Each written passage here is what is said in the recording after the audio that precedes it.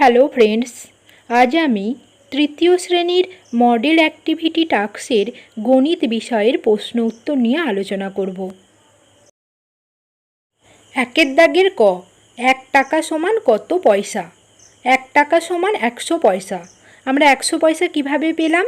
না, একের সাথে 100 আমরা গুণ করলাম, দিয়ে 100 পয়সা পেলাম। যখনই টাকা থেকে পয়সা করতে হবে তখন যত টাকা থাকবে সেই টাকাকে 100 দিয়ে গুণ করতে হবে।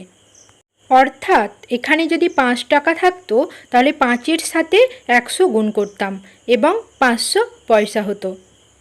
ক্ষয়ের দাগের ফাঁকা ঘরগুলি পূরণ করো। এখানে 50 পয়সা 50 পয়সা 50 পয়সা দিয়ে দিয়েছে এবং এটাকে যোগ করতে বলা হয়েছে। আমরা এটাকে যোগ করে পেয়েছি 150 পয়সা।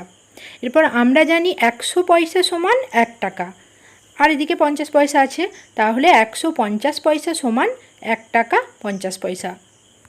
2-এর দাগের ক, তোমার মাসি তোমাকে 20 টাকা 50 পয়সা দিলেন এবং তোমার পিসি তোমাকে 30 টাকা 50 পয়সা দিলেন। তোমার মোট কত টাকা হলো? তাহলে মাসি দিয়েছে 20 টাকা 50 পয়সা এবং পিসি দিয়েছে 30 টাকা 50 পয়সা। মোট তাহলে যোগ করতে হবে দুটো। তাহলে 20 টাকা 50 পয়সা এবং 30 টাকা 50 পয়সা দুটো যোগ করে পাই 50 টাকা 100 পয়সা। এরপর আমরা জানি 100 পয়সা সমান 1 টাকা, তাহলে 50 টাকার সঙ্গে 1 টাকা যোগ করে দিলে কত হয়? 51 টাকা 00 পয়সা। তাহলে উত্তর হলো 51 টাকা 00 পয়সা। এটা উত্তর লিখতে হবে, অতএব আমার কাছে মোট 51 টাকা 00 পয়সা আছে। 2-এর দাগের খ, রহিমের কাছে একটি 10 টাকার নোট, একটি 50 টাকার নোট এবং একটি 50 পয়সার কয়েন ছিল। রহিম তার মোট টাকা এবং পয়সা থেকে পিটারকে 30 টাকা 50 পয়সা দিয়ে দিল। তাহলে রহিমের কাছে কত টাকা থাকলো? রহিমের কাছে কত টাকা ছিল? একটি ছিল 10 টাকার নোট, একটি ছিল 50 টাকার নোট এবং একটি ছিল 50 পয়সার কয়েন। তাহলে তার কাছে মোট কত টাকা ছিল সেটা আগে আমাদেরকে বের করতে হবে। তাহলে তার কাছে যে টাকাটা ছিল সেই টাকা থেকে সে পিটারকে 30 টাকা 50 পয়সা দিল এবং তারপরে রহিমের কাছে কত টাকা থাকলো। তাহলে রহিমের মোট টাকা অর্থাৎ 10 টাকা 00 পয়সা, 50 টাকা 00 পয়সা এবং 00 টাকা 50 পয়সা, এটা আমরা যোগ করে পাই 60 টাকা 50 পয়সা। তাহলে রহিমের মোট টাকা ছিল 60 টাকা 50 পয়সা এবং রহিম এই 60 টাকা 50 পয়সা থেকে 30 টাকা 50 পয়সা পিটারকে দিয়ে দিল। তাহলে এটা বিয়োগ করতে হবে, 60 টাকা 50 পয়সা থেকে 30 টাকা 50 পয়সা অর্থাৎ দিয়ে দিল।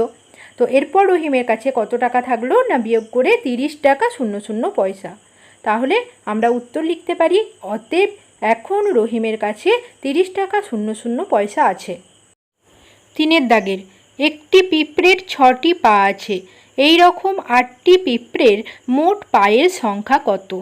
তাহলে একটি পিঁপড়ের 6টি পা আছে, তাহলে দুটি পিঁপড়ের কটি পা আছে? 12টি পা আছে।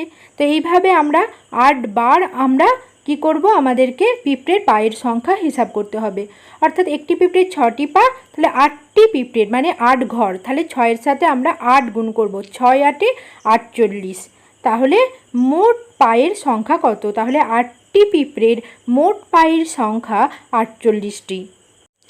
4 নম্বর প্রশ্ন, সুজাতার কাছে 55টি মার্বেল আছে। সে 5 জনের মধ্যে সবকটি মার্বেল সমান ভাগে ভাগ করে দিল। প্রত্যেককে কটি করে মার্বেল পেল? তাহলে এটা আমরা ভাগ করব 55কে 5 দিয়ে, 55কে 5 দিয়ে ভাগ করলে 5 11 55 মিলে গেল, তাহলে ভাগফল হচ্ছে 11। তাহলে এখানে আমরা লিখতে পারি ভাজ্য সমান 55, ভাজক সমান 5, ভাগফল সমান 11 এবং ভাগশেষ সমান 0।